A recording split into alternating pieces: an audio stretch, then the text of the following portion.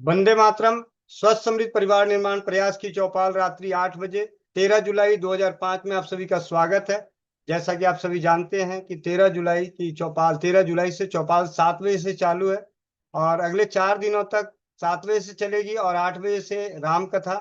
और हमारे बीच में राम कथा का कथावाचक हम सबकी मंत्र चिकित्सा की गुरु आरती पानीग्रह दीदी, तो मैं उनका अभिवादन करने के लिए मंच पे बुलाना चाहूंगा। हमारे बीच में भैया हैं आनंद भैया, आनंद शुक्ला भैया। आप अपने माइक को अनम्यूट कीजिए और आरती दीदी का स्वागत कीजिए।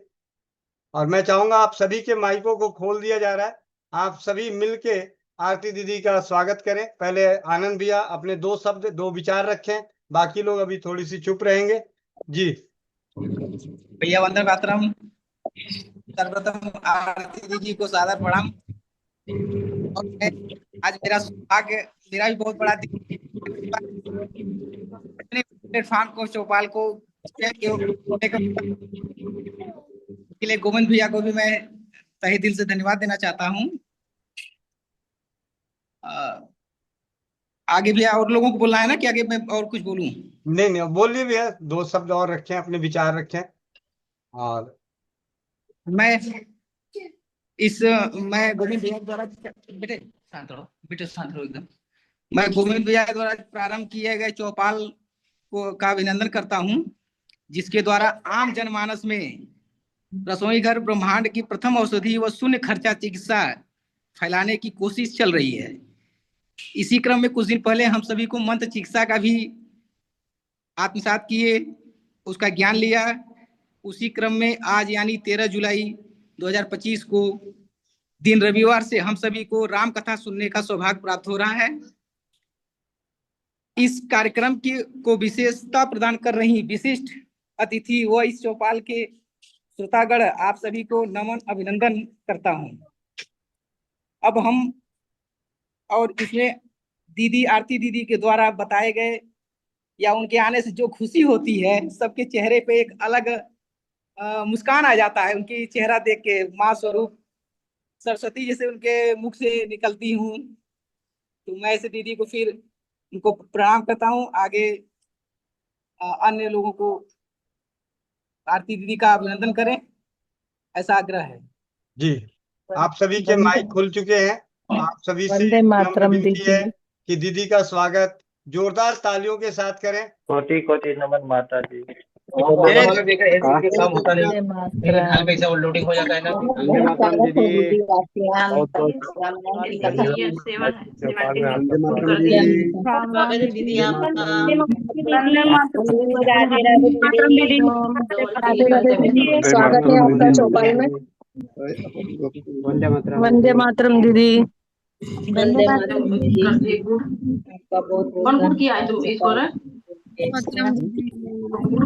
मैं को दिखाना है। हार्दिक अभिनंदन है दीदी। यहाँ आप चौपाल को रंगीन बनाने के लिए आपका बहुत बहुत तहे दिल से धन्यवाद। आप हमारा सहयोग मार्गदर्शन। अभी सभी के माइक बंद कर दिए गए हैं और अब मैं बारी करूंगा कि आरती दीदी का स्वागत करने के लिए हमारे बीच में हम सभी की प्यारी लाडली बहन मोनिका साहू बहन, आप अपने माइक को अनम्यूट करें। मोनिका साहू बहन, उसके बाद हेमंत किशोर भैया, महेंद्र चाचा जी, सुशील भाई, आप सभी अपने अपने बारी बारी से माइक को अनम्यूट करके आरती दीदी का स्वागत करें। जी भैया, बहुत बहुत धन्यवाद भैया, मुझे समय देने के लिए, मंच देने के लिए, आपने इस लायक मुझे समझा, इसके लिए बहुत बहुत धन्यवाद। जी दीदी, आपका बहुत बहुत स्वागत है हमारा सहयोग, प्यार, आशीर्वाद देने के लिए। और जो हमने आज तक, देखो जीवन में मैंने कभी पहले राम कथा सुनी नहीं, पहली बार मैं राम कथा सुन रही हूँ, और वो भी ऐसी मधुर वाणी में, सरस्वती माँ के कंठ में से जो विद्यमान होती है आरती दीदी के माध्यम से। जी दीदी, बहुत बहुत तहे दिल से धन्यवाद आपका, जो आपने हमारी एक प्रार्थना को स्वीकार किया और हमें इस लायक समझा कि हम चौपाल के माध्यम से, जूम मीटिंग के माध्यम से राम कथा का आनंद लेंगे। जो पुरुषोत्तम राम के बारे में हमने सुना था, श्री राम जी के बारे में, आज उनके बारे में जानेंगे। जी दीदी, आपका बहुत बहुत स्वागत है दी। जी, महेंद्र चाचा जी। जी, वंदे मातरम दीदी। आपका बहुत बहुत स्वागत है आपके ही इस चौपाल में। आपने फिर से एक बार हमारे इस चौपाल को बहुत ही अच्छा एक मार्ग देने जा रहे हैं। हम सब आपके ऋणी हैं। हमेशा आपका ऋणी रहेंगे, क्योंकि आपने बहुतों को बहुत कुछ सिखाकर चला गया। और शायद फिर से 4 दिन में आप हम लोगों को कुछ न कुछ अच्छा ज्ञान देने के लिए आए हैं। आपका इस मंच में, आपका अपने मंच में बार बार स्वागत है। बार बार स्वागत है। वंदे मातरम। सुशील भाई, सुशील भाई।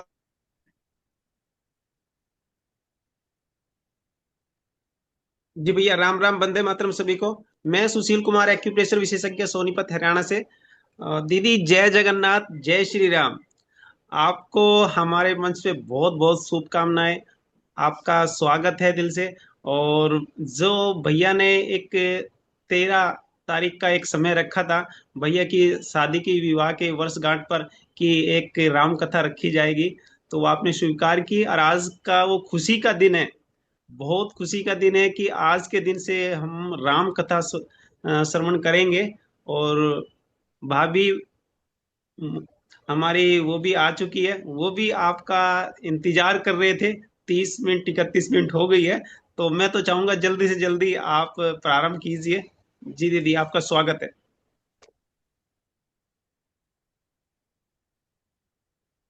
सभी को प्रणाम।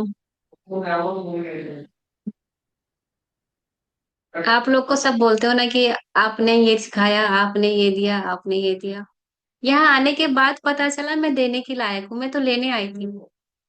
मैं खुद को समझ ही नहीं आता कि अच्छा, क्या मैं सच में दे सकती हूँ? क्या मैं सच में इस काबिल हूँ? आप लोगों ने मुझे यहाँ से यहाँ बिठा दिया। अब अगर गिरी तो आपको संभालना पड़े। गोविंद भैया, आपको विवाह वर्षगांठ की ढेर सारी शुभकामनाएं। बहुत सारी। पहली बार जब मैं गोविंद भैया के बारे में सुनी थी, जानी थी, जब हम मिले थे, तो मुझे ऐसा लगा कि व्यक्ति में कोई तो ऐसी व्यक्तित्व में बात है जो इतना डेडिकेशन, मतलब मैं नहीं है उनमें, मैं, वो है ही नहीं। तो बहुत अच्छा लगा मुझे कि ऐसा कैसे कोई व्यक्ति बन सकता है। और आपसे मैं जुड़ी, इसलिए बहुत बहुत धन्यवाद। यहाँ आने से पहले भी मैं मंत्र चिकित्सा सिखाती थी। यहाँ आने के बाद पता चला, जैसे मैं जब छोटी थी ना, मैं जब बहुत छोटी थी, फर्स्ट क्लास से सेकंड में आई थी, पहली से दूसरी कक्षा में आई तो मैं दूसरे पोजीशन में थी। एक लड़का था, वो फर्स्ट आया, मैं सेकंड आई। तो मेरे भैया बोले कि हमने टीचर्स को बोल दिया था, इसलिए तुम सेकंड आई हो। तो मुझे भी लगा शायद मेरे भैया ने बोल दिया होगा तो मुझे सेकंड पोजीशन दे दिया। तो मैंने पूछा फर्स्ट क्यों नहीं बोला भैया, क्योंकि मुझे पता ही नहीं था कि मैंने अच्छा किया तो सेकंड पोजीशन में मैं आई। आप लोग जो बोलते हो ना कि आरती दीदी, ये आरती, मुझे है सच्ची, मैं खुद से पूछती हूँ। मैं दोबारा अपनी अपना ही सुन लेती हूँ कि मैंने ऐसा क्या बोला। मैं फिर से सुन लेती हूँ। जब आप बोलते हो मधुर लगता है वाणी, मैंने तो नहीं सुना, मैं फिर से सुनती हूँ। ये मैं नहीं हूँ, आप ही लोगों ने मुझे बनाया है। आप सबका धन्यवाद। बहुत बहुत बहुत बहुत धन्यवाद। राम मेरे बहुत प्रिय है, बहुत ही ज्यादा। तो मैं बहुत छोटी थी, जब कुछ भी नहीं जानती थी, तो मैं राम नाम लिखती थी। और पता नहीं, मैंने मुझे किसी ने सिखाया भी नहीं था कि अच्छा राम नाम लिखना चाहिए। गूगल तो था नहीं हर चीज सिखाने के लिए, यूट्यूब तो था नहीं। तो मैं लिखा करती थी। मैं एक बार गई घर से बाहर, और मैं ऐसे घर से बोल के गई कि मुझे राम का एक बड़ा सा पिक्चर चाहिए, फोटो चाहिए। और मैं भैया के साथ जा रही थी, और जहां हमें जाना था भैया आगे चले गए, वहां रुकना भूल गए। जब आगे चले गए, बारिश होने लगी, तो हम एक दुकान के सामने रुक गए। और उस दुकान में पेंटिंग्स मिल रही थी, फोटोज मिल रही थी। मैं सोची, मैंने एक बार क्या आपसे बोला कि मुझे आपकी फोटो चाहिए? मैंने किसी को बोला नहीं था कि मुझे फोटो खरीदना है, मैंने सोचा था। भैया रास्ता भूल गए, जहाँ रुकना था वहां नहीं रुके, आगे चले गए। दुकान पे जब पहुंचे बारिश इतनी हुई कि आगे नहीं बढ़ पाए, और एक राम की फोटो में वहां से उठा के खरीद के ले आई थी। और ध्यान भी नहीं पता था कैसे करना है। ये तो आज हम सबको सब कुछ मिल जाता है ना। मैं बहुत छोटी थी, मैंने उसको अपने अलमीरा के साइड में लगाया था, और मैं उसको देखा करती थी कि राम ने क्या पहना है, पैरों में क्या है, टीका कैसे लगाया है, कानों में क्या पहना है, धनुष कैसे पकड़ा है। और मैं आंख बंद करके ना उसको सोचा करती थी, और ये मेरा ध्यान हो जाता था। ये मैंने बहुत समय तक किया है, बहुत समय तक मुझे समझ ही नहीं आता था कि शायद मेरे आराध्य रहे होंगे कभी। मैं जब माँ बनने वाली थी, मैंने यही सोचा था अगर बेटा हुआ तो मैं उसका नाम राम रखूंगी। तो मेरा बेटा हुआ, मैंने उसका नाम श्री राम रखा। राम बोलते ही मेरे ना हृदय एकदम ऐसा लगता है बड़ा हो गया। आप राम बोल दो ना, मुझे ऐसा लगता है मेरी जो आत्मा है वो निकल आएगी। मैं कभी भी राम बोल दूं।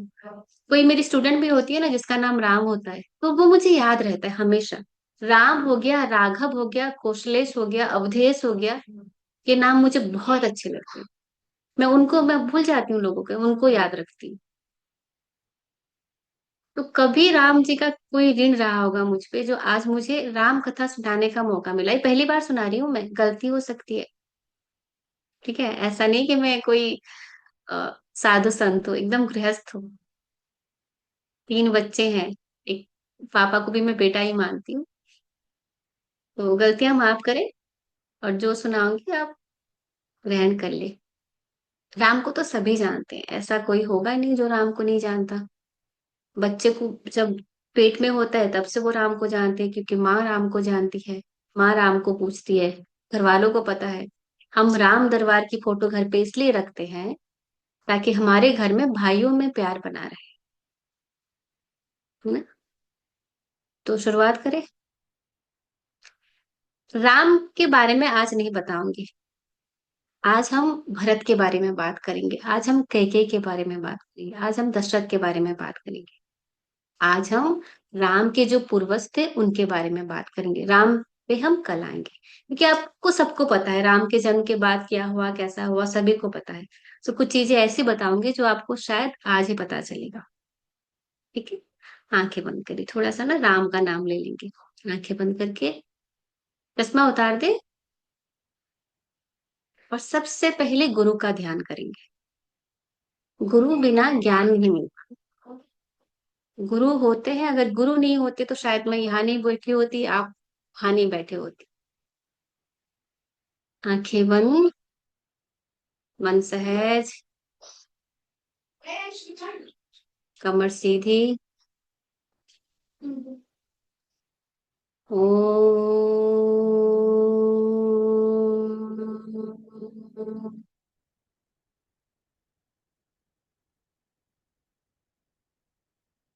ओम।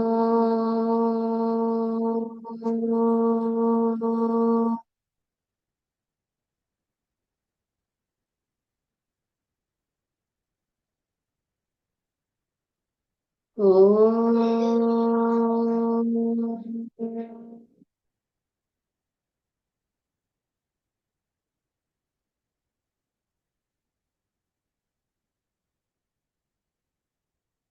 खण्डमण्डलाकारं व्याप्य येन चराचरम् तत्पदं दर्शितं येन तस्मै श्रीगुरवे नमः।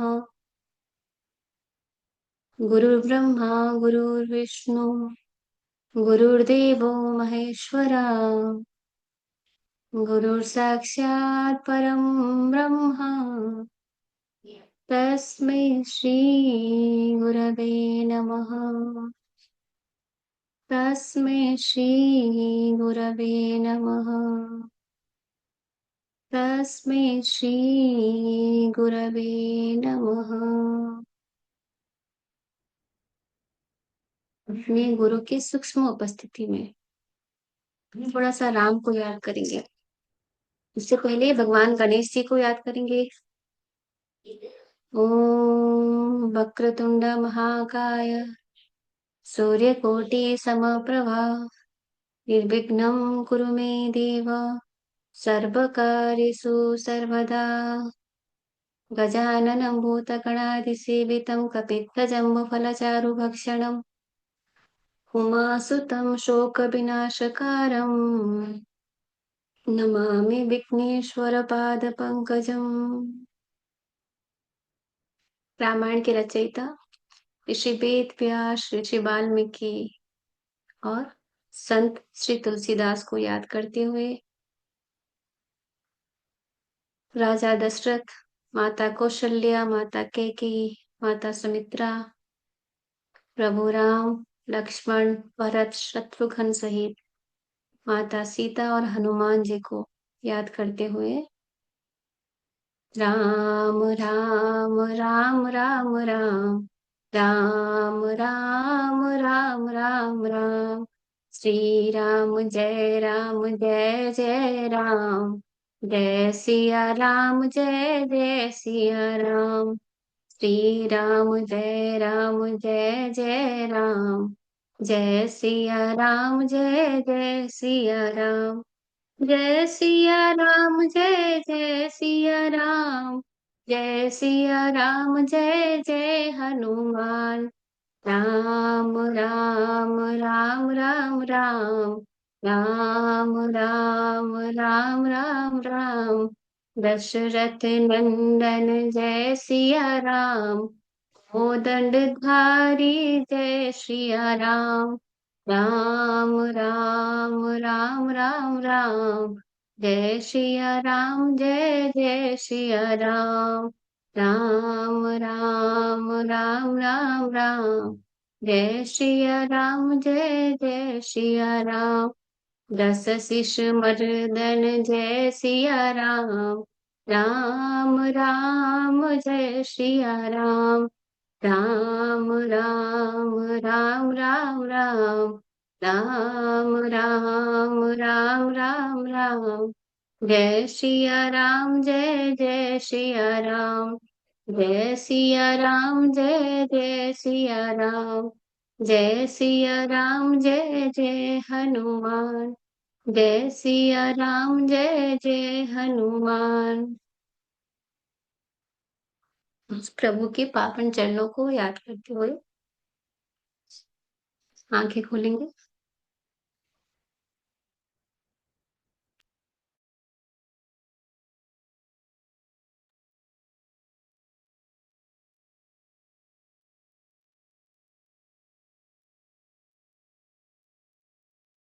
प्रभु श्री राम। श्री राम ब्रह्मा जी ने जब सृष्टि की रचना की तो उनके सबसे पहले पुत्र थे मरीचि। मरीचि के पुत्र हुए ऋषि कश्यप। ऋषि कश्यप के कई पत्नियां हुई, दिति, अदिति और भी बहुत सारे। उनके वंशज आते आते आते आते जो आपने सुना है ना हरिश्चंद्र, हरिश्चंद्र की कहानी सबको पता है, सतयुग की। राम उस वंश से बिलोंग करते हैं, उनके कुल से हैं राम। इसीलिए कहते हैं प्राण जाए पर वचन न जाए।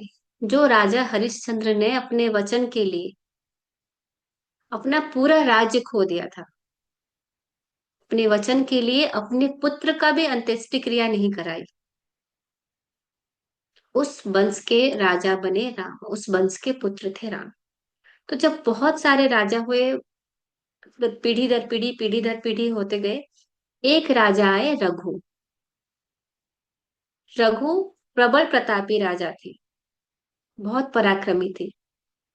इतने पराक्रमी थे कि उनके वंश को इक्ष्वाकु वंश बोला जाता है।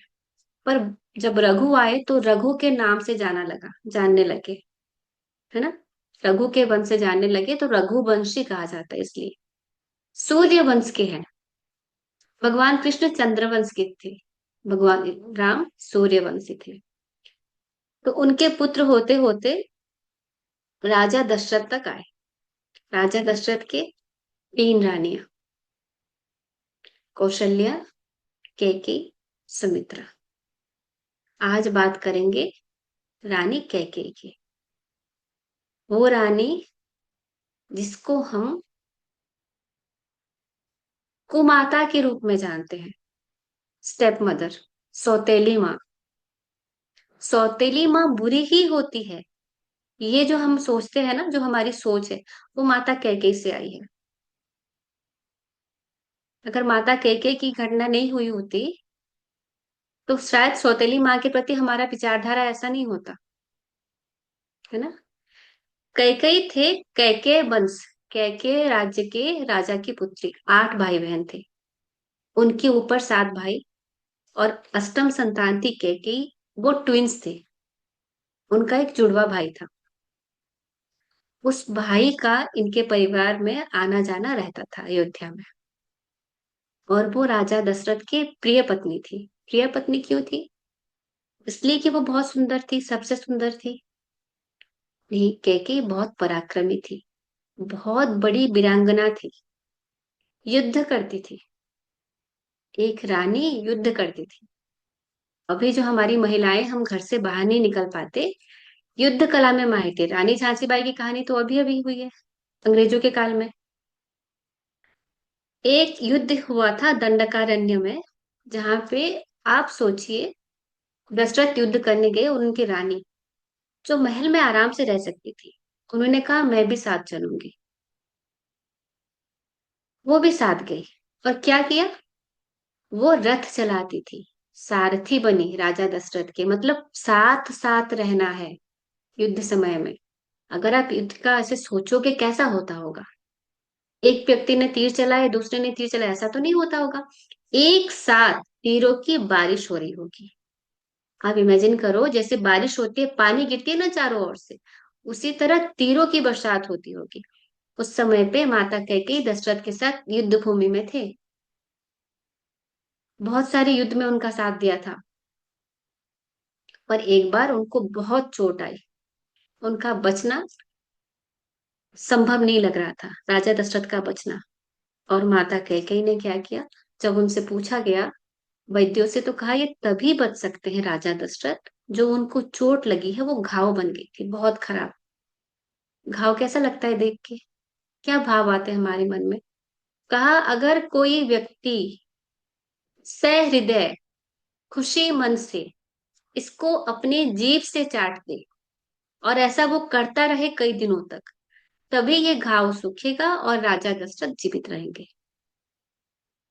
कैकेयी जो युद्ध करने गई थी, उन्होंने कहा मैं करूंगी। वो माता, वो रानी, जिन्होंने अपने पति के घाव को अपने जीभ से साफ किया। अपने जीभ से, आप जरा सोच के देखें। चाट चाट के, हम पढ़ते हैं ना कि अपने सुबह की लारी लगाए, लार लगाए, कोई भी प्रॉब्लम हो स्किन की तो सुबह की लार लगाए।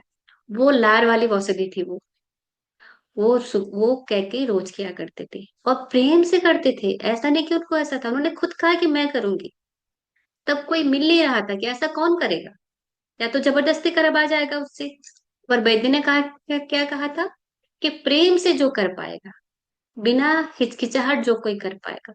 और माता कैकेयी ने कई दिनों तक जो उनके घाव बन गए थे शरीर पे, उसको अपने जीभ से चाट के ठीक किया उनको, और राजा दशरथ ठीक हो गए।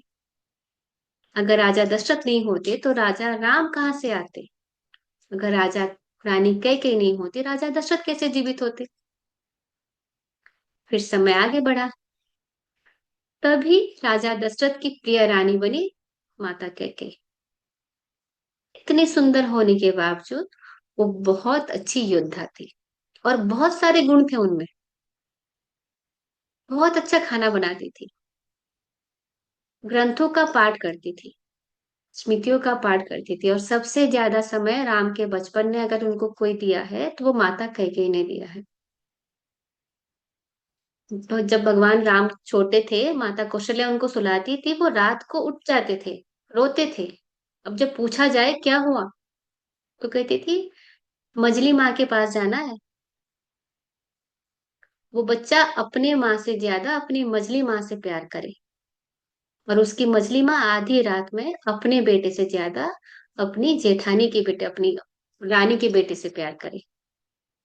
अपनी और दूसरी रानी के बेटे से प्यार करें। पूरे जीवन भर में एक भी दिन ऐसा नहीं रहा जहां कैकेयी माता ने किसी वस्तु के लिए, किसी एक दिन ऐसा नहीं किया कि किसी चीज के लिए भरत को आगे रखा हो। भरत हमेशा राम के बाद आते थे, भरत हमेशा राम के बाद रहे हैं। तो सब नियति में लिखा होता है। ऐसा तो है नहीं कि पहले किसी को पता नहीं था भगवान को। जब विष्णु राम रूप में आए तो उनको पता था कि उनको जंगल जाना है, उनको पता था उनको रावण का वध करना है, उनको पता था उनको सीता से दूर रहना है। तो माता कैकेयी को बोला गया। माता कैकेयी पता है कौन है? अपने नेक्स्ट जन्म में वो क्या बनी थी? माता देवकी है। क्योंकि इस जन्म में उनसे ऐसा कर्म हुआ कि अपने पुत्र को 14 साल वनवास में भेजा, तो जब वो देवकी बनी तो अपने पुत्र से 14 साल दूर रही। माता अदिति है, जो कश्यप ऋषि के संतान। कश्यप ऋषि वसुदेव के रूप में जन्म हुए थे, अदिति माता देवकी के रूप में। बाद में वही दशरथ और कौशल्या के रूप में आई, कैकेयी के रूप में आई अदिति। तो जो माता इतना प्यार करता हो अपने पुत्र से, वो माता कैसे कुमाता हो सकती है? तो देवताओं ने कहा कि कैसे, राम को तो भेजना पड़ेगा ना, वनवास में भेजना पड़ेगा, नहीं तो कैसे होगा, राक्षसों का वध कैसे होगा? तो सबने मना कर दिया कि मैं इतना बड़ा पाप नहीं, मुझसे नहीं हो पाएगा, मैं पूरे जीवन मुझे ही बुरा बोला जाएगा। माता कौशल्या ने मना कर दिया कि मैं नहीं भेज सकती राम को वनवास। माता सुमित्रा ने मना कर दिया। माता कैकेयी ने भी मना कर दिया कि मुझसे ये काम ना करवाओ, क्योंकि युगों युगों तक मेरी बदनामी होगी, सब मुझे बुरा बोलेंगे, बुरा सोचेंगे। अब हम बोल रहे हैं ना माता कैकेयी को बुरा, कलयुग में तक बात आ गई है, त्रेता द्वापर कलयुग आ गया है, अब हम बुरा बोल रहे हैं। माता सरस्वती ने कहा किसी को तो करना पड़ेगा, नहीं तो पृथ्वी कैसे चलेगी। माता कैकेयी ने फिर कहा ठीक है मैं करती हूँ, पर जब मैं ये शब्द मेरे मुख से निकालूं, जब ये शब्द मेरे मुख से निकले कि राम को वनवास जाना है, मेरे होठ लड़खड़ा जाएंगे, मैं बोल नहीं पाऊंगी। तो तब आप मेरे कंठ में विराजमान होना माता सरस्वती, ताकि मैं अपने जिगर के टुकड़े को, अपने पुत्र को वनवास भेज सकूं। तो माता सरस्वती मान गई। अगर माता कैकेयी ने मना कर दिया होता कि मैं राम को वनवास नहीं भेज सकती, ये काम मुझसे ना करवाए, तो आज के युग में कोई माता अपने बेटे को बॉर्डर पे भेज पाती देश को बचाने? ऐसा अगर हमने नहीं देखा होता, अगर राम खुशी खुशी नहीं गए होते, तो क्या हमारे बच्चे जाते? अगर कैकेयी ने राम को वनवास नहीं भेजा होता, तो शबरी का क्या होता, जो युगों से राम का अपेक्षा में थी? अहल्या का क्या होता, जो युगों से पत्थर बनी हुई थी? विभीषण का क्या होता, जो युगों से राम की अपेक्षा में थे? सुग्रीव का क्या होता? हनुमान का क्या होता? रावण का दहन कैसे होता? इस सबको देखते हुए माता ने सारी बदनामी अपने सर पे ले लिया, माता कह के। आज से जो हम सोच बना के रखे हैं ना कि कैकेयी ने ऐसा किया, ये सोच बदलने की बारी है। ठीक है। फिर क्या हुआ? राम जब पढ़ाई करके लौटे, तो एक दिन राजा दशरथ वयस्क हो चले थे, उम्र जहाँ जा रही थी, आयु क्षीण हो रहा था, तो सोचा कि अब समय है कि राम को राजा बना दिया जाए। अब मुझसे इतना काम नहीं होगा, राज्य संभाला नहीं जाएगा। अपने परिषद से जो मंत्रियां थे उनसे विचार हुआ कि कल ही बना देते। सबने मान, राम तो वो सबके प्रिय थे ना, सबके प्रिय थे, कहा हाँ राम बड़े थे, राम का अधिकार था, तो राम को राजा बनाया जाएगा। कब बनाया जाएगा? अब मुहूर्त देखी नहीं गई, बोले कल पुष्य नक्षत्र है, चैत्र माह है, चैत्र माह का पुष्य नक्षत्र है, कल सुबह सुबह राम का राज्याभिषेक कर दी जाएगी। जो वहां पे पंडित थे, जो ऋषियां थी, जो मंत्रीगण थे, सबने हामी भरी और राजा दशरथ बहुत खुश होके परिषद से उठ के कैकेयी के पास जाने लगे और वहां कैकेयी को मंथरा मनाने लगी। मंथरा कौन थी? मंथरा कैकेयी के मायके से हुई दासी थी, जो उसके मायके से साथ आई थी। एक बात आपको और बताऊं, हम रामायण से हमको बहुत कुछ सीखने को मिलता है।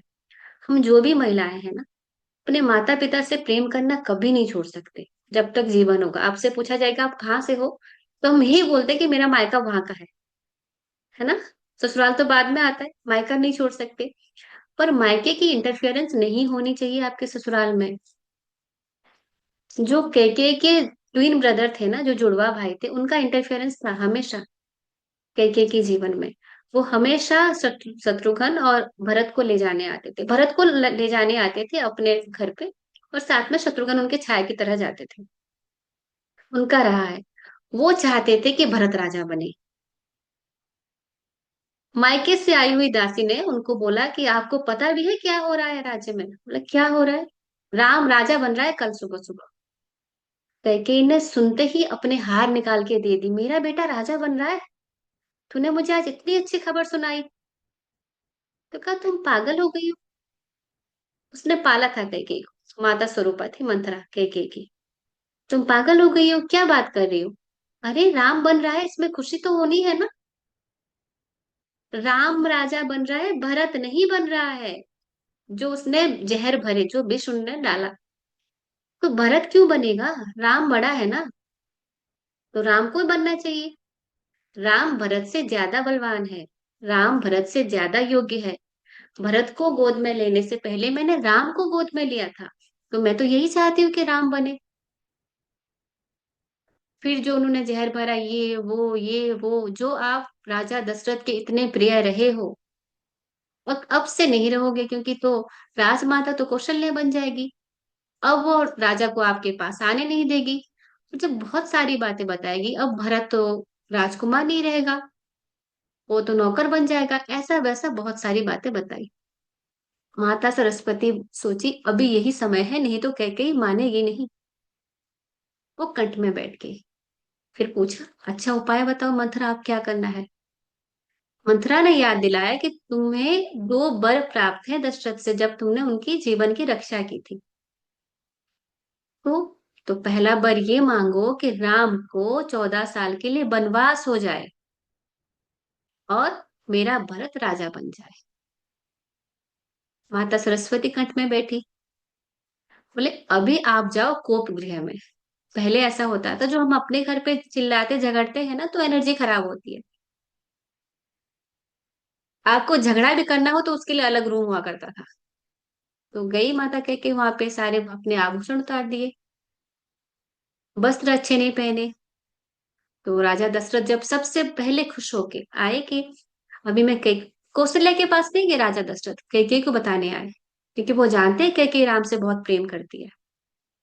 कि आए बताने के, कहाँ गए कैकेयी? वो कोप भवन में है। तो वहां गए, सोचे सच में उसका नाराज होना तो बनता है, मुझे सबसे पहले उसको बताना चाहिए था। मैंने तो परिषद को बता दिया कि राम राजा बनने वाले हैं।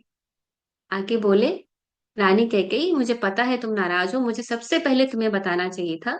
आज मैं इतना खुश हूं, और तुम भी खुश हो जाओगी जब राम भगवान, जब हमारा बेटा, हमारा पुत्र राजा बनेगा।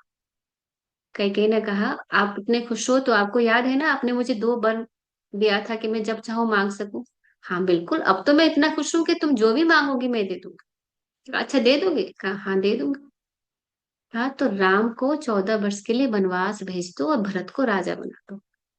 और दशरथ जो इतने समय बाद उनको पुत्र प्राप्ति हुई थी, उनको दिल को बहुत ठेस पहुंचा। रानी कैकेयी को पता थी राम के वनवास के बाद राजा दशरथ जी नहीं पाएंगे, पर फिर भी उन्होंने धर्म के लिए किया, राष्ट्र के लिए किया। उनको क्या पता नहीं था, जो रानी अपने पति को बचाने के लिए उनके घाव को चाट जाती है, वो कभी ठेस पहुंचा सकती है अपने पति को। तो राजा दशरथ ने बहुत रोका, बोले भरत को राजा बना देते हैं पर राम को वनवास नहीं भेजते, प्लीज उसको मत भेजो। पर कैकेयी मानी नहीं, और राजा दशरथ वहीं पड़े रहे, रोते रोते रोते रोते रात भर रात बीत गई। सुबह राम को राजा बनना था, सभी को पता है। तो मंत्री आए सुमंत।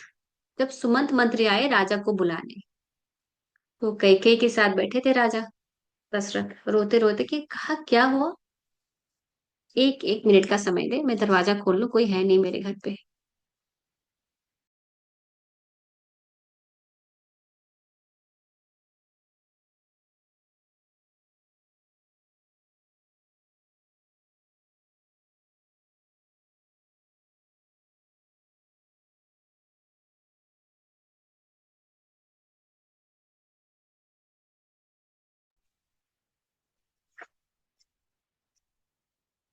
तो दशरथ ने कहा राम को बुलाओ। तुरंत राम को बुलाया गया। राम को बुलाया गया। जब राम को पता चला तो राम ने कहा हाँ ठीक है, बिल्कुल अभी जाता हूं। सहर्ष, सोचना ही नहीं है। जब प्रण राजा दशरथ ने लिया था तो राम को पूर्ण करने की कोई जरूरत नहीं थी। अगर पिता ने लोन लिया है तो क्या हम बेटे से एक्सपेक्ट करते हैं कि उसको चुकाना पड़ेगा? आराम से बोल सकता था मुझे तो पता ही नहीं था जब आपने दिया, मेरा तो जन्म भी नहीं हुआ था, बोल सकते हैं ना।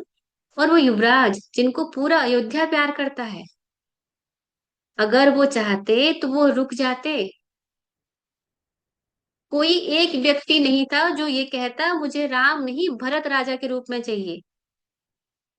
पूरे राज्य में कोई नहीं था। पूरा राज्य चाहता था कि राजा राम ही बने। पर राम ने हमेशा लोगों के चाहत को बड़ा नहीं माना, नीति को बड़ा माना। जो सही है उसको करना है। आपको अच्छा लगेगा इसलिए गलत करूंगा ऐसा नहीं। तो उन्होंने सहर्ष स्वीकार किया। सहर्ष कहा कि अभी जाते हैं, कल तक भी नहीं रुकना है। तो जैसे आपको पता है माता सीता भी तैयार हुई, माता लक्ष्मण तैयार हुए। राम जब जाने से पहले माता कौशल्या से विदा लेने जाते हैं। कहते हैं माता मैं जा रहा हूँ वन में 14 साल रहने के लिए, 14 बरस रहने के लिए। माता कहती है धर्मो रक्षति रक्षता, बेटा हमेशा धर्म की रक्षा करना, धर्म तुम्हारी रक्षा करेगा। ये नहीं कहा माँ ने कि जंगल में देख के चलना, राक्षस होंगे, पशु होंगे। कहा हमेशा धर्म की रक्षा करना, यानी सत्य की रक्षा करना। इनडायरेक्टली कहा कि अगर रास्ते में कोई ऐसा अधर्मी मिलता है तो तुम उसको मार सकते हो, अपने प्राणों का भय नहीं करना। लक्ष्मण जाते हैं माता सुमित्रा के पास। जब लक्ष्मण के जाने के लिए भगवान राम मान जाते हैं तो माता से तो परमिशन लेनी पड़ेगी। राम जी ने कहा जाओ सुमित्रा माता से पूछ के आओ। जब सुमित्रा के पास जाते हैं कि माता क्या मैं भैया राम के साथ जाऊं उनके साथ, तो माता सुमित्रा क्या कहती है आप सुनिए। मतलब वो माता का हृदय एक बार सोच के देखिए। बेटा राम की छाया बन के रहना, एक बार नहीं बोला। राजा दशरथ को वचन निभाना था, राम चले जाते, लक्ष्मण क्यों जाएंगे? सुमित्रा क्यों हाँ कहेगी?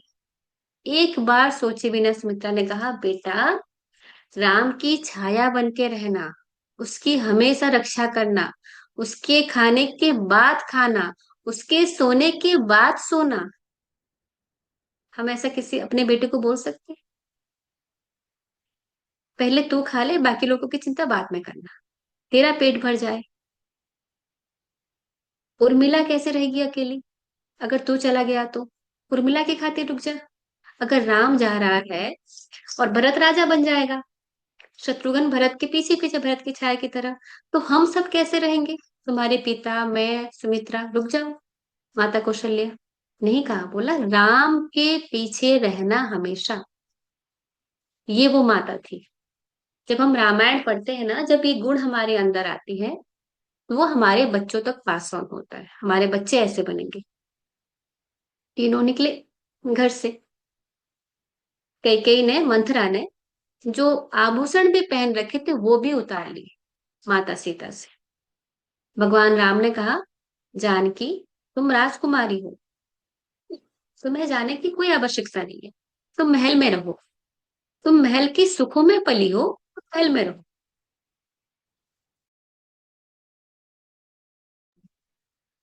माता ने बोला, माता ने कहा, प्रभु आप अगर जंगल पे रहेंगे तो जंगल मेरे लिए महल है, और अगर आप जंगल में रहे, मैं महल में रही, तो महल मेरे लिए जंगल है। आपके साथ ही रहना है। माता सीता साथ आई, लक्ष्मण साथ आए। दशरथ ने कहा मंत्री सुमंत को कि तुम भी साथ साथ जाओ, उनको अयोध्या की सीमा तक छोड़ के आओ। सुमंत चले उनके पीछे पीछे साथ, एक रथ में। तो पूरी अयोध्या उनके पीछे पीछे आ गया।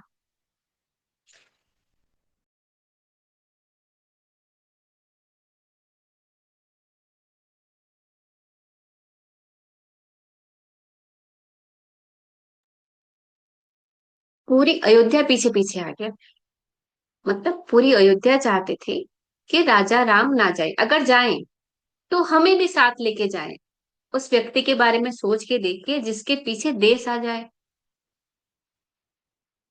पीछे पीछे चलते चलते पहले राम रथ में, राम लक्ष्मण सीता रथ में, सुमंत्र रथ में, और बाकी सब पैदल। जब अयोध्या की सीमा आई, रथ रुकी, राम ने कहा कि अब सब लोग थोड़ी देर सो जाओ, रेस्ट कर लो, बहुत देर चल लिए। तो अब सब अयोध्या वासी सो गए। तब राम ने सुमंत से कहा, सुमंत आगे बढ़ जाते हैं, नहीं तो ये लोग हमारा पीछा नहीं छोड़ेंगे। उनको वहीं छोड़ के राम लक्ष्मण सीता सुमंत आगे चले। एक जगह पे आए, फिर राम ने कहा, सुमंत अब तुम वापस जाओ, अब हमें अकेले जाना है, पैदल जाना है, अब हम राजकुमार नहीं है, हम महल के नहीं रहे, हम वनवासी हो गए। सुमंत ने कहा ठीक है, पर जो घोड़े थे ना, वो पीछे आए नहीं, मुंह ही नहीं किया पीछे, एक इंच नहीं हिले, उनको जाना नहीं था, उनको भी राम के साथ जाना था। घोड़ों को भी राम के साथ जाना था। तो भगवान राम ने क्या किया, घोड़ों को घास दे दिया कि घोड़े खाएंगे, थक गए हैं। जब घास दिया गया घोड़ों को, तो घोड़े जो थे दोनों रथ के, वो सर नीचे करके खाने लगे। उनको पीछे करके दिया गया ताकि उनका पीछे पीछे ना राम भगवान खड़े। जैसे वो खाने लगे, राम लक्ष्मण सीता अकेले चल दी उनको छोड़ के। उस दिन भ्राता लक्ष्मण ने प्रण लिया, ये लोग सो गए तो भैया इनको छोड़ के आ गए, आज से मैं सोऊंगा नहीं, जब तक हमारा वनवास खत्म नहीं होता। आज से मैंने अपना सोना त्याग दिया। घोड़े खाने लगे तो भगवान ने उनको छोड़ दिया, वो क्योंकि सो गए तो राम से दूर हो गए। तो राम से तो मैं दूर नहीं रह सकता, मैं आज से सोना मेरा बंद। क्योंकि घोड़े खाने लगे तो राम से दूर हो गए, अब से मेरा खाना बंद। तब से लेके 14 साल लक्ष्मण ने ना खाना खाया ना सोया। आगे बढ़ते गए, आगे बढ़ते गए, तो निषाद एक राजा थे, उनके जंगल के राजा थे, उनके वहां पहुंचे। कुछ देर वहां ठहरे तो बहुत खुश हुए वो। राम से उन्होंने मित्रता की, कहा कि मेरे घर पे चलो, मेरे कुटिया पे जो भी घर है वहां चलो। राम जी ने कहा कि जब मैंने अयोध्या छोड़ा, उसी दिन से मेरा वनवास शुरू हो गया, अब मैं किसी के घर नहीं जा सकता, अब मैं कुटिया में रहूंगा या तो पेड़ के नीचे रहूंगा। वो रुके पेड़ के नीचे, पर उन लोगों ने बहुत खाना, फल ला के दिया उनको, खिलाए, एक रात वो वहीं रुके। फिर आगे बढ़े चित्रकूट की तरफ, चित्रकूट की तरफ, ठीक है। अब ठहरे चित्रकूट में। यहाँ क्या हुआ, अयोध्या में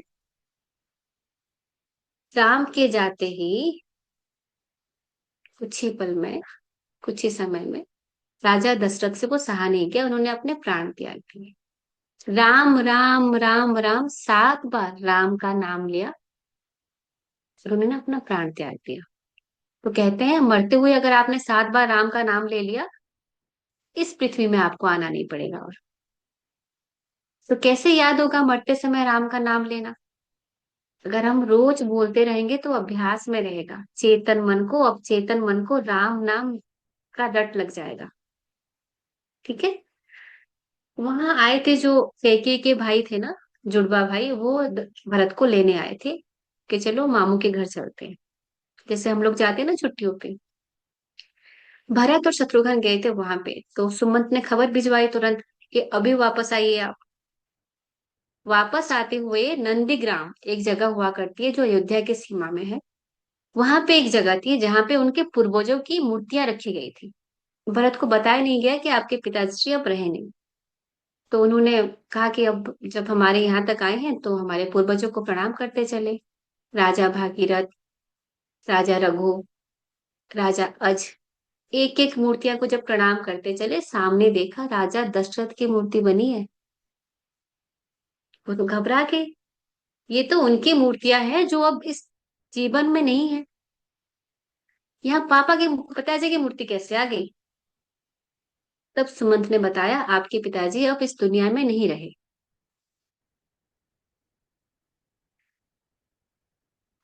ठीक है, सब बताया कि अब पिताजी दुनिया में नहीं रहे। पूछा नहीं रहे क्या, कैसे नहीं रहे, क्या हो गया? फिर बताया गया कि ऐसा ऐसा हुआ, आपकी माता ने वनवास पे भेज दिया भैया को ताकि आप राजा बन जाओ। दूसरा भाई होता तो अभी का कोई, मैंने तो कुछ किया नहीं, भरत का कोई दोस्त था इसमें? नहीं, उनको तो पता भी नहीं था क्या हो रहा है। राम वनवास चले गए, पिताजी स्वर्ग सिधार के आराम से राजा बन जाते। इतने बड़े राज्य के राजा आराम से रहते जीवन भर। यहाँ मैं आपको एक और बात बताती हूँ। भगवान विष्णु जब राम बन के जन्म लिए पृथ्वी पे, शेषनाग जहाँ पे भगवान विष्णु शयन करते, वो लक्ष्मण बन के आए साथ साथ। राजा भरत कौन थे? उनके भाई भरत कौन थे पता है आपको?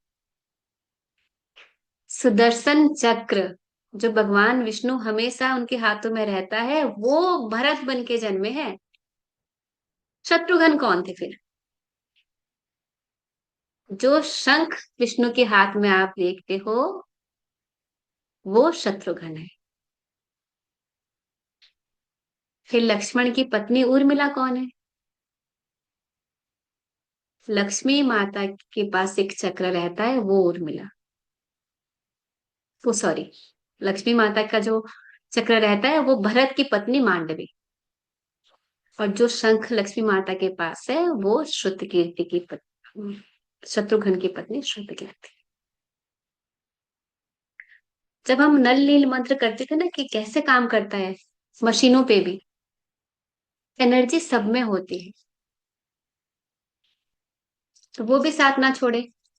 कहते हैं पृथ्वी पे जो भी जन्म लेता है उनकी छाया काली होती है ना, हमारी शेडो कैसी होती है, छाया काली दिखती है। एक राम थे, एक राम ही थे जिनकी छाया गोरी थी, क्योंकि उनकी छाया भरत थे। लक्ष्मण और भरत बहुत गोरे थे।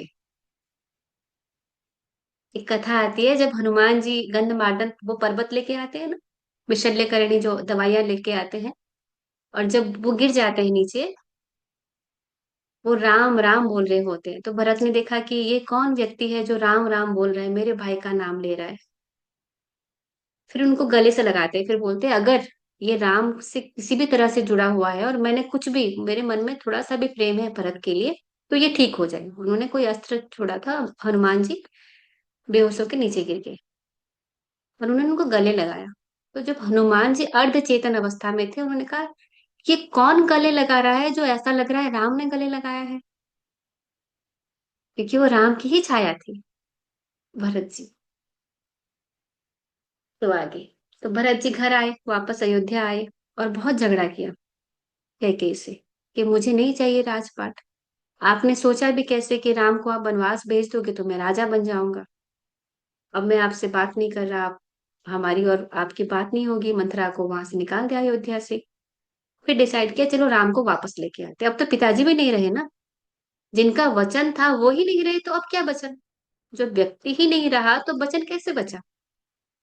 हमारे पिताजी ने किसी को कोई वचन दे दिया हो, हमारे पिताजी नहीं है, तो क्या हम उसका पालन करेंगे?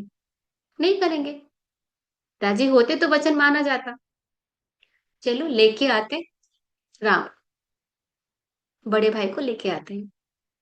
भरत, तो सब देवताओं ने सोचा कि इतने मुश्किल से तो हमने राम को भेजा, अब ये भरत जाके वापस ले आएगा।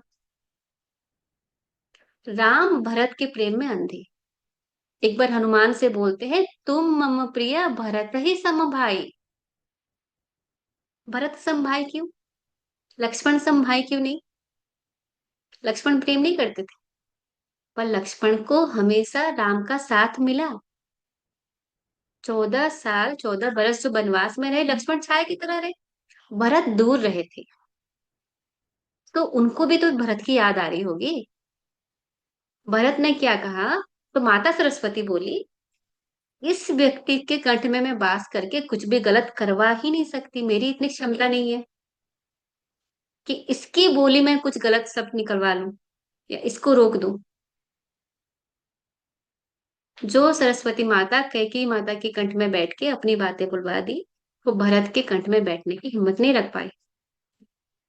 भरत ने सोचा अगर भैया नहीं आए तो मेरे बोलने से यही सोचेंगे ना कि कैकेयी का पुत्र है, नहीं जाऊंगा। उनके ससुर को भी ले गए, राजा जनक को, उनकी सासू माँ को ले गई, माता सीता की माँ को, अपने माता को ले गए, कौशल्या को, कैकेयी को, सुमित्रा को, राजा सुमंत को, सेनापति को, और बहुत बड़ी सेना लेके गए। किसी ना किसी के कहने से तो वापस आ ही जाएंगे। अगर मुझसे नाराज भी होंगे, इन सबसे तो नाराज नहीं हो सकते ना, कौशल्या से तो नाराज नहीं होंगे, सुमित्रा की बात तो नहीं काट सकते। सबको लेके गए। हमारे लक्ष्मण जी दूर से देखे कि भरत आ रहा है और बहुत बड़ी सेना लेके आ रहे हैं। और भरत जी जाते हुए उसी राजा के पास रुके जहां पे राम रुके थे, उनको भी साथ लेके गए, उनको भी साथ लेके गए। और जाते जाते ऋषि से पूछ रहे हैं, भैया मुझसे नाराज तो नहीं होंगे ना? तो पता है ऋषि ने क्या कहा? सांसें थाम लीजिए, मतलब ऋषि ने कहा कि जब वो जा रहे थे अयोध्या को छोड़ के, जब पूजा हो रही थी, तब बोला गया, जम्बू द्वीपे भरत खंडे, जब भरत का नाम आया तो राम की आंखों में अश्रु आ गए। भरत का नाम सुनते ही राम की आंखों में अश्रु आ गए। वो इतना प्यार करता है तुमसे और तुम नाराज होने की बात करती हो। और भरत को देखिए, जिनकी कोई भी गलती नहीं थी, फिर भी वो सोच रहे हैं भैया नाराज तो नहीं होंगे मुझसे। ये प्रेम होना चाहिए। वहां राम छोड़ रहे हैं भरत के लिए, यहाँ भरत छोड़ रहे हैं राम के लिए। अधिकार किसी का नहीं है, दोनों ने कर्तव्य को चुना है। हमारे देश में ना अधिकार के लिए लड़ा नहीं जाता था। ये तो आज है कि मेरे पिता के संपत्ति पे मुझे पूरा अधिकार चाहिए, मैंने माँ बाप को रखा तो मुझे ज्यादा चाहिए, ऐसा नहीं था। सब बोले कर्तव्य मेरा है, अधिकार तुम्हारा है, तुम ले लो। राम ने भरत को दे दिया, भरत ने राम को दे दिया, लक्ष्मण ने राम को चुन लिया, महल छोड़ दिया, शत्रुघ्न ने भरत को चुन लिया, महल छोड़ दिया। यही चलता था, यही होता था। भरत आए तो लक्ष्मण ने कहा भरत युद्ध करने आ रहा होगा हमारे पास, इतनी बड़ी सेना लेके आ रहा है। तो राम ने कहा लक्ष्मण वो भरत है, वो अपने प्राण दे देगा, लेकिन युद्ध करने नहीं आएगा, अस्त्र नहीं उठाएगा कभी वो। भरत आए सबको लेके, और वो परिवार देखें आप, अपने घरों में ना राम दरबार की फोटो रखना ही रखना है, ठीक है। जब भरत आए सबको लेके आए। भरत फिर बातचीत हुई, भरत ने कहा देखो भैया, अब पापा तो रहे नहीं, पिताजी रहे नहीं, तो सबसे पहले क्या करेंगे? राम जी ने तर्पण किया, बड़े बेटे थे ना, मुखाग्नि भले भरत जी ने दिया होगा, तर्पण फिर राम जी को करना था। राम जी और सीता मैया बैठ के तर्पण किए। तर्पण के बाद ना सब भगवान वहां पे, भगवान राम जी की स्तुति गाए जा रहे हैं, स्तुति गाए जा रहे हैं। पहले होता था ना स्वर्ग से फूल बरसा रहे हैं, और दशरथ जी वहां से देख के बड़े खुश हो रहे, बड़े प्रसन्न हो रहे। देखो मेरे बेटे का ना इतना नाम हो रहा है, देवता भी मेरे बेटे को तारीफ कर रहे हैं, ये प्रशंसा कर रहे हैं। राम जी बोले पिताजी इतना भी खुश मत होइए, अगर मेरे लिए आपका मोह रह गया तो आपको मोक्ष नहीं मिलेगा। हम अगर अपने मृत पिता को देखते सोचते पिताजी वापस आ जाओ, मेरे पिता नहीं है, अभी आ जाए तो मैं बोलूं रुक, पापा रुक जाओ, मत जाओ, कुछ साल और रह लो, है ना। राम ने कहा मतलब ऐसे पुत्र भगवान सबको दे, मेरे देश में तो दे ही। तो कहा कि पापा मोक्ष नहीं मिलेगा, मोह मत रखो आप मेरे लिए, ठीक है। तर्पण के बाद रात को सब मिले, भरत ने बहुत समझाया, जब पिताजी ही नहीं रहे तो काहे का वचन, जब मुझे राज्य नहीं चाहिए तो काहे का वचन, मेरे लिए राज्य नहीं छोड़ा था ना आपने, अब मुझे नहीं चाहिए, मैं कभी राजा नहीं बनूंगा, अयोध्या का आप वापस चलिए। राम नहीं माने। राम ने कहा पिताजी नहीं है पर उनका वचन तो है, वचन तो निभाना है। कैकेयी माता ने ना, किसी ने नहीं बोला वापस आने के लिए, कैकेयी माता ने बोला बेटा वापस चल, मैंने वचन मांगा था, मेरे लिए ये सब हुआ, तो वापस चल, वरना भरत मेरे से बात नहीं करेगा, और एक माँ से उसका बेटा ना बात करे, उससे बड़ी और दुख की बात तो कोई हो ही नहीं सकती। वो कष्ट तो बस माँ ही समझ सकती है। और अगर तूने बात नहीं की मेरे से, तूने अगर मेरी बात नहीं मानी, तो मैं जीवित नहीं रह पाऊंगी। राम ने कहा उस माँ से जिन्होंने उनको घर से निकाल दिया, राम ने कहा माँ, मैं वो पुत्र हूँ जब बचपन में तुम्हारे नाम से रो के तुम्हारे पास आके सोता था। मैं आज भी तुम्हारा वही पुत्र हूँ। और सबसे पहले जब जंगल में सब लोग आए ना, सबसे पहले पैर उन्होंने माता कैकेयी का छुआ था। क्यों? क्योंकि समाज से उनको उल्हाना ना मिले कि तुम्हारी वजह से राम गया। जब जो गया वो व्यक्ति कैकेयी का अपमान नहीं कर पाया, तो हम क्यों सोचते हैं कैकेयी बुरी है? आपको किसने अधिकार दे दिया? कभी राम ने कहा कि माता कैकेयी की वजह से मुझे 12 साल का बनवास, 14 साल का बनवास हुआ, मेरी पत्नी को का अपहरण हुआ, मेरी पत्नी इतनी दुखों से गुजरी, मेरे भाई को तीर लगा? कभी नहीं कहा ना, एक बार भी नहीं कहा, कहीं भी नहीं मिलता। हमेशा माता का सम्मान दिया है। और जब वापस भी आए थे ना वो अयोध्या, सबसे पहले माता का कैकेयी, बड़ी तो कौशल्या है ना, जब 4 लोग बड़े होते हैं हम सबसे पहले पैर किसका छूते हैं? जो सबसे बड़े होते हैं। आपके ताऊजी खड़े हैं, पापा खड़े हैं, और चाचा खड़े हैं, तो ताऊजी के पैर तो सबसे पहले हम छूते हैं ना। जब कौशल्या बड़ी थी, तब भी राम ने सबसे पहले कैकेयी का पैर छुआ था। और आपको पता है कैकेयी ने अपने हाथ में विष लेके खड़ी थी। अगर पहले राम मेरे पास नहीं आया, अगर उसको एक पल के लिए भी ऐसा लगा कि मैंने उसको कष्ट पहुंचाया है, तो मैं ये खा, और राम सबसे पहले माता कैकेयी के चरण छुए थे।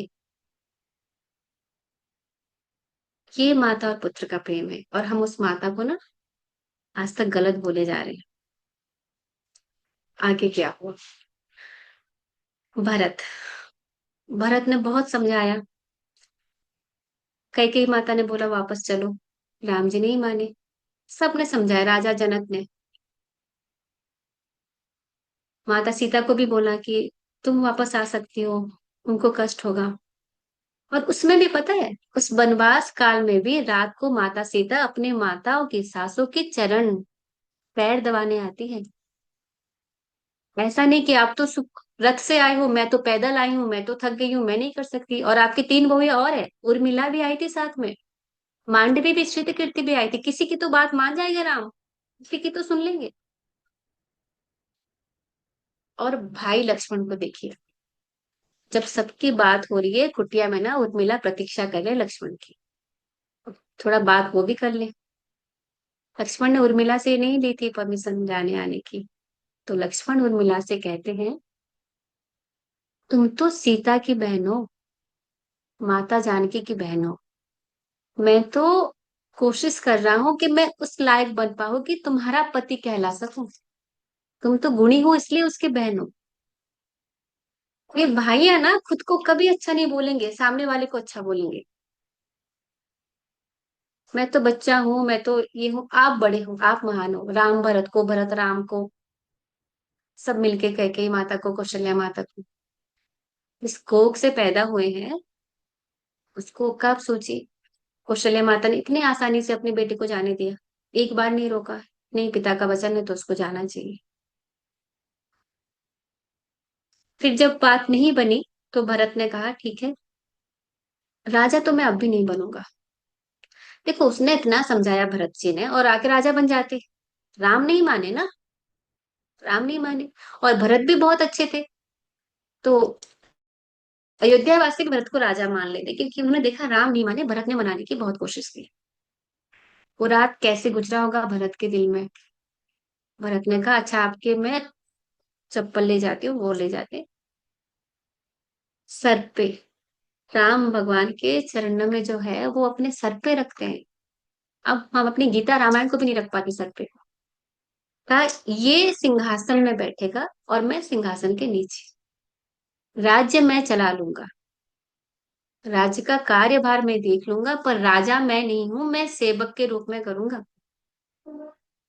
सब वापस आए, बहुत हृदय एकदम भरा हुआ था। सब वापस आए। भरत जी जिस दिन वापस आए, उनके पादुका को नीचे रखा सिंहासन के नीचे, और वो नीचे बैठ गए। जहां पे राम जी की पादुका रखी गई थी उसके नीचे वाली सीढ़ी में वो बैठते थे, उसके साथ भी नहीं बैठे। मतलब मेरा स्थान जहां आपके चरण रखा जाता है उससे भी नीचे है। और अयोध्या में नहीं रहे महल में, रहे कहाँ, नंदी गांव में, जहां से अयोध्या की सीमा समाप्त होती है।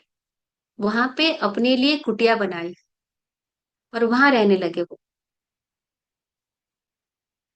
क्योंकि राम को अच्छा खाना नहीं मिलेगा वन में, उन्होंने 14 साल अच्छा खाना नहीं खाया। कभी कुछ फल, कंद फल मूल खा लेंगे। वस्त्र भी क्या पहने, राम के पास नहीं था इसलिए उन्होंने वनवासी का भेष लिया ना। भरत ने भी वही पहना जो राम पहन रहे थे, भरत ने भी वही खाया जो राम खा रहे थे। 14 साल भरत ऐसे जिए जैसे बस एक साधारण सा सेवक हो। राजकुमार तो थे ही, अगर राजा नहीं भी बनते तो राजकुमार तो थे, वहां रह तो सकते थे अपनी पत्नी के साथ। पत्नी महल में रही माताओं का ख्याल रखने के लिए, ये नंदीग्राम में रहे। सुबह पहुंच जाते काम काज संभालने राज्य की, रात होते होते अपने कुटिया में वापस। ब्रह्मचर्य व्रत का पालन किया इतने वर्ष, इतने साल कि मेरे राम ऐसे होंगे तो मैं ऐसे रहूंगा। वो भाइयों का आप सोचिए, एक भाई बन गया तो दूसरा राज्य में रहते हुए ऐसे रहा जैसे वन में रह रहा हो, और एक साथ चला गया। राम की यात्रा शुरू हुई, एक जगह से दूसरी जगह, एक दूसरी जगह से तीसरी जगह। तो ये हमारी कैकेयी माता की कथा है। अहल्याबाई की एक छोटी सी, अहल्या की कहानी जैसे आप लोग जानते हो, इंद्र ने छल पूर्वक अहल्या का सतीत्व हरण किया था, छल पूर्वक। उनको पता ही नहीं था कि उनके पति नहीं है। तो उनके पति को तो पता था कि छल हुआ है, लेकिन अहल्या को पत्थर बना दिया गया। जब राम के द्वारा वो पत्थर से पुनः अहल्या बनी, तो पूछा गया ऋषि से, उनके पति से, कि आपको तो पता था सच क्या है, आप भी तो उसको फिर से जीवन दे सकते थे, पत्थर से अहल्या बना सकते थे, तो राम का इंतजार क्यों, युगों युगों तक इंतजार क्यों किया, इतनी अपेक्षा, इतनी प्रतीक्षा क्यों। तो ऋषि ने कहा इस पत्थर से नारी बनाने में, इस पत्थर से अहल्या बनाने में एक ऐसा व्यक्ति चाहिए जिसने सपने में भी किसी दूसरी स्त्री को गलत दृष्टि से ना देखा हो। तो वो राम थे हमारे, ऐसे पुत्र थे। राजा दशरथ की 3 पत्नियां थी, 3 रानियां थी, हम सबको पता है। मतलब उस जमाने में राजा कई रानियों के साथ विवाह बंधन में बंध सकते थे। पर राम ने विवाह वाले दिन सीता से यही कहा, आजीवन तुम ही मेरी पत्नी रहोगी। और उन्होंने पालन किया। वापस आ जाते बनवास से, क्या जरूरत थी सीता को ले जाने की। और जब लाए भी, जब उनका अश्वमेध यज्ञ हुआ, जो भी हुआ, तो क्या उनको कोई दूसरी राजकुमारी नहीं मिल सकती थी। पर नहीं, उन्होंने, क्योंकि माता सीता को बोला हुआ था तुम ही मेरी पत्नी रहोगी, एक पत्नी व्रत, जबकि राजाओं के कई पत्नियां हुआ करती थी, उन्होंने एक पत्नी व्रत ये वचन दिया, और ये भी अपने जीवन भर निभाया। आपको पता है कितने साल तक राजा राम राजा बने रहे, इतनी आयु तक। कहीं कहीं पे लिखा गया है 10,000 साल तक, 10,000 वर्ष तक, और कहीं कहीं पे 11,000 लिखा गया है। तो 10-11 हजार साल तक जब राम राजा रहे, उस राज्य में कभी भुखमरी नहीं आई, कभी बाढ़ नहीं आया, कभी किसी का अकाल मृत्यु नहीं हुआ, कोई बीमार नहीं पड़ा, कोई चोरी नहीं हुई, समाज में कोई अपराध नहीं हुआ। इसीलिए रामराज कहा जाता है। राजा ऐसे रहेंगे जैसे स्वयं भगवान हो। अगर भगवान आ जाए तो हमारे जीवन में कितनी खुशियां आ जाएंगी। तो राजा के आने से अयोध्या में उस तरह की खुशियां आ गई थी। आज के लिए कथा इतनी रखेंगे। कल फिर भरत की बात करेंगे, फिर एक दिन राम की करेंगे, एक दिन रामायण की करेंगे। ठीक है, एक बार और राम राम कर लेते हैं, 2 मिनट। राम। भैया अनम्यूट कर दीजिए सबको, सब लोग मिलके राम राम करेंगे। राम राम राम राम राम। बोलो बेटा। राम राम राम राम राम राम। राम बोलो बेटा। राम राम राम राम राम राम जय राम सिया राम, जय जय सिया राम। जय श्री राम जय जय श्री राम।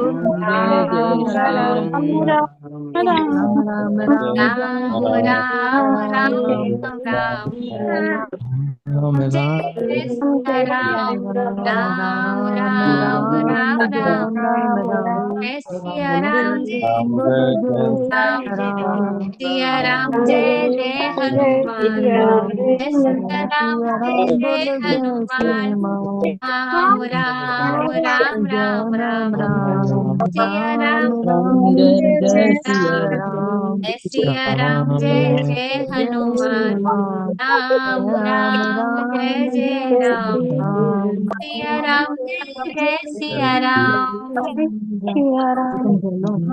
जीवन ही राममय हो,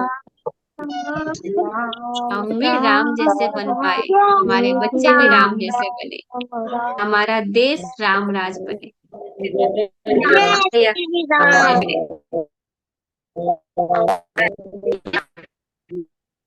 जय श्री राम। जय श्री राम।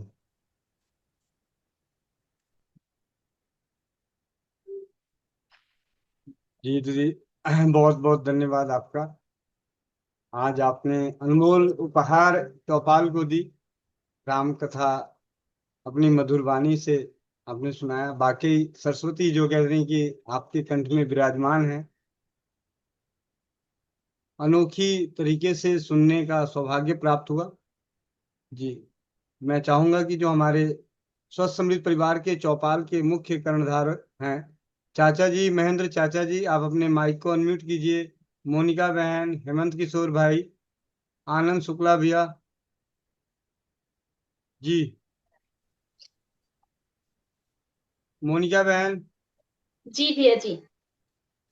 जी दीदी, बहुत बहुत तहे दिल से धन्यवाद दीदी। मैंने तो पहले ही कहा था कि मैंने कभी सुनी नहीं, मैं तो पहली बार सुन रही हूँ। और आपकी मधुर वाणी में सुन के दी बहुत अच्छा लगा। सच में दी आपके कंठ पे सरस्वती माँ विद्यमान रहते हैं। बहुत अच्छे से आपने समझाया, जो हमने नहीं, मेरे को तो कई चीजें नहीं मिली जो मुझे जानकारी नहीं थी। उसके लिए दीदी बहुत बहुत धन्यवाद। और आप समय निकाल के ऐसे ही आपने अपना जीवन का कीमती समय दिया हम सब के लिए, उसके लिए भी तहे दिल से धन्यवाद दीदी। सच में दी आपकी जुबान में सरस्वती माँ बैठी हैं, सच में बैठे हैं। जी दीदी, बहुत बहुत धन्यवाद। जी, आनंद शुक्ला भैया। जी भैया, वंदे मातरम भैया। वंदे मातरम। भैया बहुत अच्छा रहा। बहुत चीजें अपना हम लोग को जानकारी थी नहीं, जैसे भरत कौन थे, मतलब उसमें विष्णु भगवान के साथ कहाँ थे, चक्र में और मृगमल्या ये सब का। अब हम लोग तो बस थोड़ा थोड़ा सुने थे केवल कि राम और लक्ष्मण ही अवतार लिए थे, बाकी भरत शत्रुघ्न को तो जानते ही नहीं थे अभी तक। अच्छा ज्ञान मिला, अभी और मिलता रहेगा, बड़ा सुंदर लगा भैया। ये चलता रहे आगे भी, जी, लाभ मिलता रहेगा। हेमंत किशोर भैया, महेंद्र चाचा जी। वंदे मातरम भैया। वंदे मातरम। वंदे मातरम आरती दीदी, बहुत अच्छा, बहुत सुंदर, बहुत ही अद्भुत आपने जो बताया। वो इसमें बहुत सारा चीज जो अभी आनंद शुक्ला भैया जी ने बताया, सही में ये सब चीज हम लोग सही में नहीं जानते थे कि ये भी इन लोगों का अवतार है। जो शंख के बारे में बताए या चक्र के बारे में बताएं। ये मेरे लिए भी बिल्कुल बिल्कुल नया था। इस टाइप का हमने कभी भी किसी के मुख से नहीं सुना, बल्कि रामायण तो हमने पूरे ध्यान से सुन देखा था एक समय में, जब रामायण की कथा टीवी पर आई थी, तो उस वक्त भी इस टाइप का वर्णन नहीं सुनने को मिला था जो आज आपके मुख से सुनने को मिला। ये अद्भुत ज्ञान आपके पास है। आपको कोटि कोटि नमन, कोटि कोटि प्रणाम। आपने सही में हमारे सत्संगी परिवार में आकर के एक बहुत ही अच्छा ज्ञान आप दे रहे हैं। आपको फिर एक बार बार बार प्रणाम। आप इसी तरह से हमारी चौपाल में आते रहिए और अपने ज्ञान से ज्ञानित हम लोगों को करते रहिए। जी धन्यवाद, बहुत बहुत हेमंत किशोर भैया। जी आरती जी, वंदे मातरम। वंदे आ, मातरम। वाकई में आरती जी का बहुत बहुत आभार कि उन्होंने हम लोगों का ये प्रस्ताव स्वीकार किए और आकर के हम लोग के बीच उन्होंने जो रामायण का ये जो शुरू किए, उसके लिए जो मैंने राम जी की, अब वाकई में राम जी की जो चर्चा में अक्सर जैसे तो जो दिखाया जाता है वो तो अपना उसमें मिर्च मसाला लगा करके दिखाता है, लेकिन सामने वाला का जो भाव, कहने वाले के भाव के अनुसार जब हम मैंने उनके क्या उसको बोलते हैं सेम पेज पे खड़ा होना, यानी कि जिस भाव से अगला सुना रहा है अगर उसी भाव में शामिल हो जाए ना, तो सुनने का जो आनंद आता है ना, वो अलग होता है। और एक सामने वाला का ऑरा भी होता है जिसमें कि फलीभूत होने के लिए सिर्फ समाहित होने की जरूरत होती है। तो वाकई में हम लोग डिजिटल तो थे, मैंने जूम पे थे, लेकिन जो लोग ने पूरी आस्था के साथ रहा होगा निश्चित ही उस औरे के अंदर शामिल हो गए होंगे और उन्हें कोई डिस्टरबेंस नहीं आया होगा। तो मैं यही कहूंगा, और आरती जी का बहुत बहुत आभार। और अभी तो हमें आनंद आना बाकी है। आज तो वाकई में कवर पेज पे ही खाली खड़ा थे, पूरा अंदर अभी तो जाना है। उसके लिए भी एडवांस में बहुत बहुत आभार देते। जी धर्मेंद्र नाथ भैया पटना से, माइक अनम्यूट कीजिए धर्मेंद्र नाथ भैया।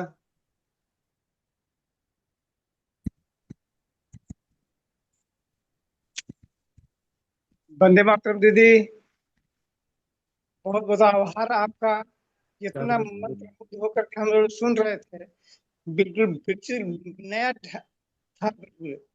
बहुत सारा तो इतिहास में मालूम था मुझे, लेकिन जिस भाव से बता रहे थे कैकेयी के बारे में कि सौतेली माँ का वहां से आया था, लेकिन कैकेयी कितना अलग थी ये आपसे जानने का मौका मिला। भारत के बारे में भी अद्भुत ज्ञान हुआ मुझे आज। वो कोटि कोटि नमन आपका। जी हमारे बीच में कुछ ही दिनों से जुड़ रही चौपाल पे एकदम बिल्कुल नई जैसी दीदी हैं, उनके मैं विचार जानना चाहूंगा।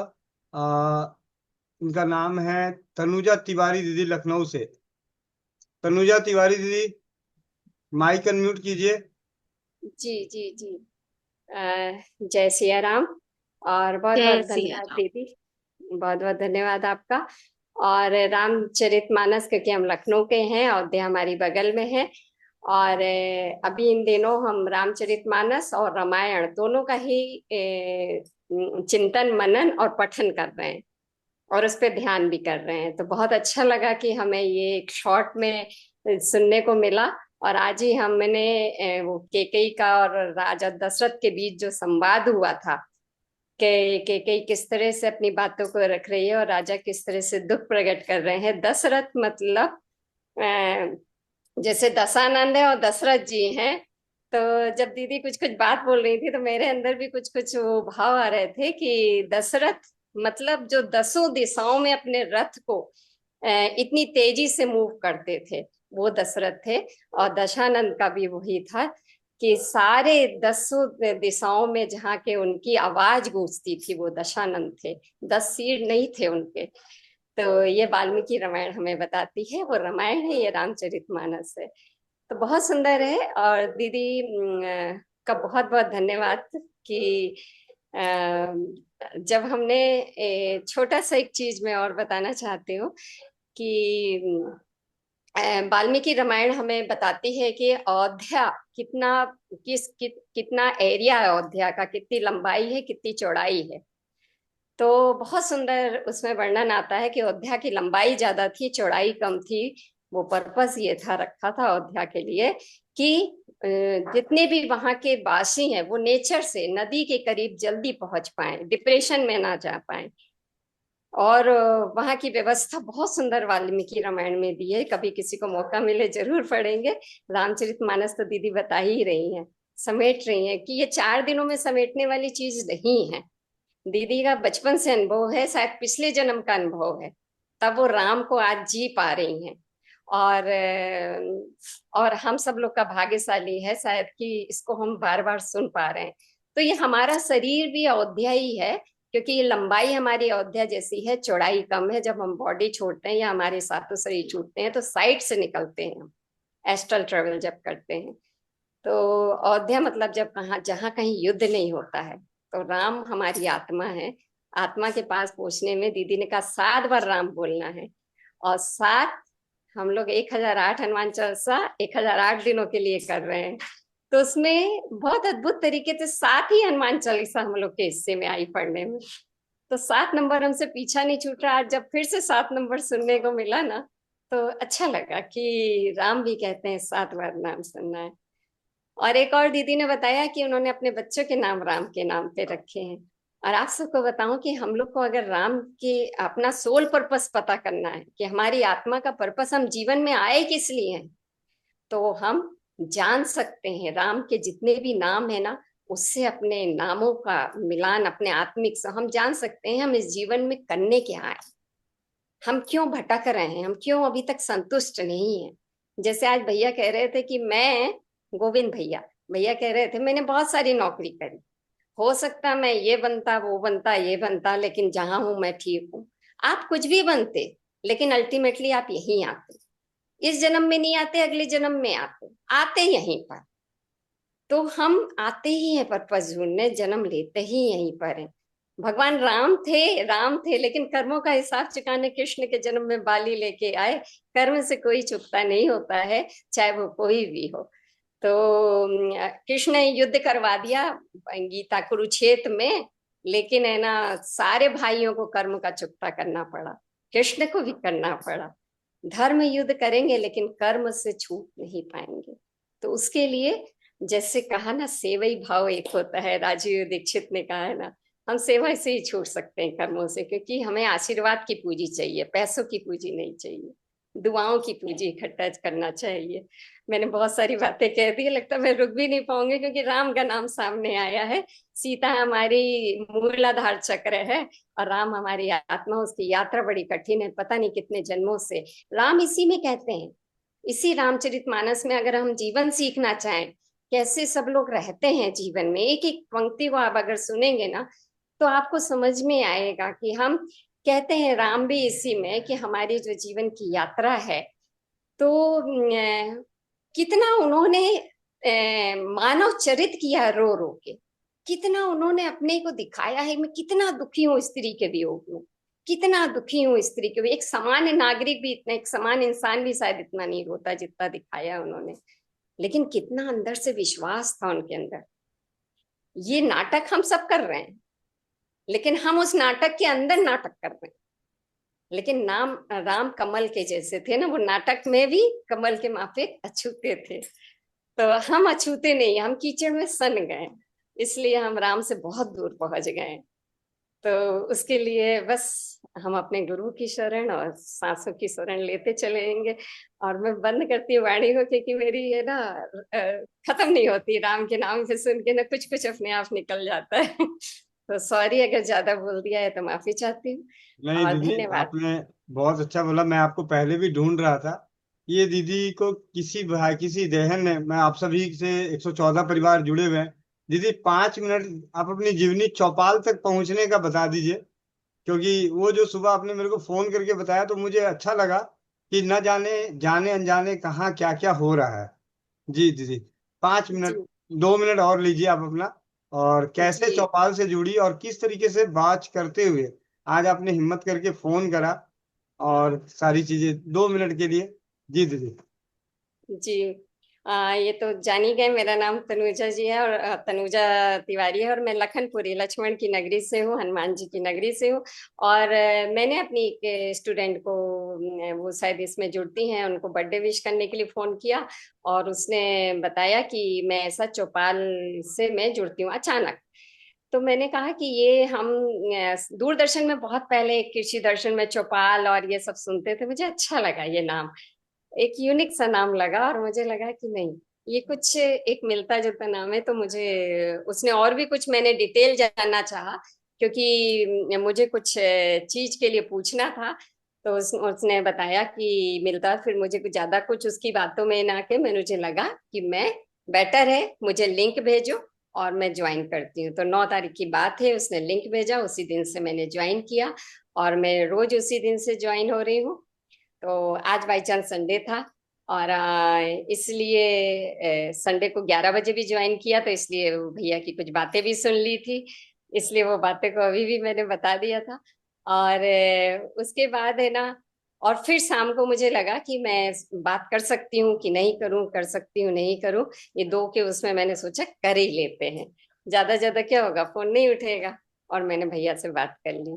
तो चौपाल एक वर्ड ऐसा है जो मुझे ना एक जमीन से जोड़ने, एक जमीनी स्तर से, धरती माँ से, वसुंधरा से जोड़ने का, मुझे एक खुशबू आ रही थी उसमें से। तो इसलिए मैं जुड़ गई, और फिर आप लोग को धीरे धीरे वॉच कर रही थी कि यहाँ हो क्या रहा है, क्या चल रहा है। तो कभी कोई स्वास्थ्य चर्चा बता रहा था, कभी कोई गाना गा रहा था, कभी कोई भजन कर रहा था, कभी कुछ, बस मैं चुपचाप सुनती जा रही थी। आज वो 13 तारीख आई, 13 तुझको अर्पण करके मैंने फोन कर दिया भैया। ठीक है, धन्यवाद। जी, बहुत बहुत धन्यवाद दीदी, माता जी, आपका बहुत बहुत धन्यवाद। जी, आरती दीदी, आपका बहुत बहुत धन्यवाद।